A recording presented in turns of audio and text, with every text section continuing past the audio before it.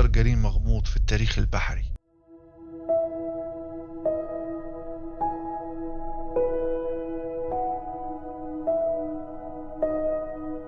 ولو عجبكم المحتوى متنسوش تدعمونا باللايك والكومنت والشير. نخش على طول في القصة. البحر مش بس مية وسفن، البحر ستارة كبيرة وراها حكايات مخفية، ناس خرجت ليه برجليها وما رجعتش. في 5 ديسمبر سنة 1872 سفينة شحن اسمها ديجراتيا كانت ماشية بهدوء وسط المحيط الأطلنطي شمال جزر الأوزور.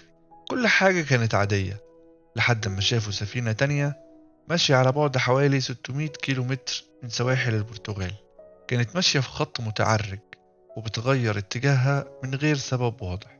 السفينة دي كانت ماري سيلست، ودي اكتشفت منجرفة ومهجورة في وسط المحيط الأطلسي قدام جزر الأوزور في يوم 4 ديسمبر سنة 1872. لقيوها في حالة سيئة ولكنها صالحة للإبحار، وكان الكابتن بتاعها اسمه بنجامين بريجز. بنجامين هو بحار أمريكي اتولد في 24 أبريل سنة 1835 في الولايات المتحدة. كان قبطان السفينة التجارية ماري سيلست هو واحد من 5 أبناء للقبطان البحري ناثان بريجز، وكلهم اشتغلوا في البحر. واختفى في نوفمبر سنة 1872 في المحيط الأطلسي.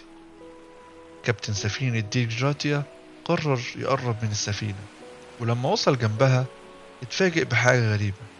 السفينة كانت فاضية تماما، مفيش أي إشارة للحياة على ظهرها، لا كابتن ولا طاقم ولا حتى جثة واحدة. بس الحاجة الأغرب لما طلعوا على السفينة لقوا حاجات تخلي العقل يشت. السفينة كانت في حالة ممتازة، والمية موجودة والتموينات والشراع مرفوع كمان. كانت مؤنها لا تزال متوفرة، وكانت شحنتها من الكحول المغير أو كحول الإيثانول. ولكن قارب النجاة ما كانش موجود. الأكل كان لسه موجود في المطبخ ولسه طازة.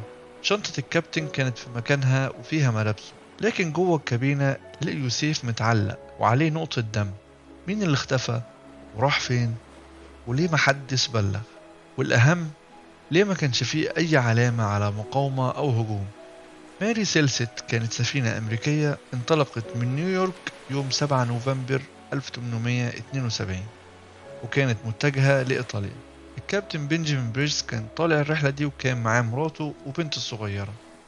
طاقم السفينة كان مكون من 7 أفراد، كلهم ليهم خبرة سنين في البحر. يعني باختصار، الناس دي مش مبتدئين ولا ممكن يخافوا من موجة أو عاصفة. طب إيه اللي حصل؟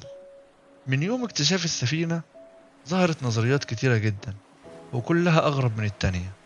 في ناس قالوا إن القراصنة هاجموهم بس مفيش حاجة اتسرقت، وناس تانية قالت إن حصل تمرد من الطاقم، بس ليه يسيبوا كل حاجة ويمشوا؟ وفي نظرية بتقول إن هم شافوا حاجة مرعبة في البحر زي كائن ضخم أو موجة غير طبيعية فهربوا في قارب النجاة، بس مفيش أي دليل يثبت الكلام ده.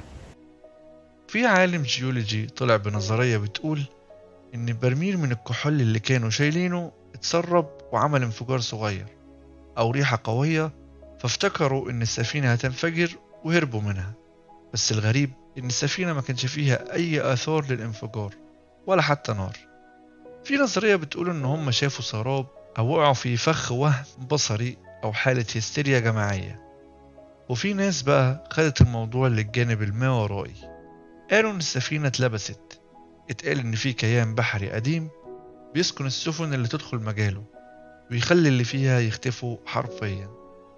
ماري سيلست فضلت تتحرك لوحدها في البحر لأيام من غير قائد، لحد ما سفينة ديجراتيا وصلت لها. قرروا ياخدوها ويرجعوا بيها، لكن أول ما دخلوا بيها المينا بدأت الاتهامات. ناس قالت إن ديجراتيا هي اللي قتلت الناس وسرقت السفينة.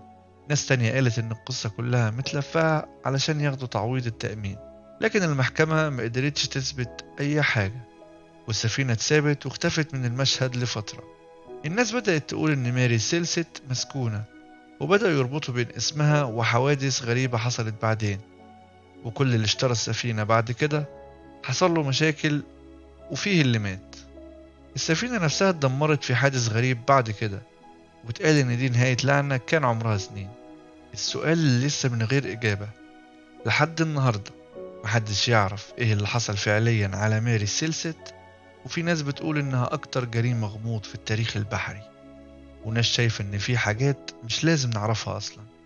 بس الحقيقة المؤكدة الوحيدة، السفينة رجعت، بس الركاب عمرهم ما رجعوا. ولو عجبكم المحتوى متنسوش تدعمونا باللايك والكومنت والشير.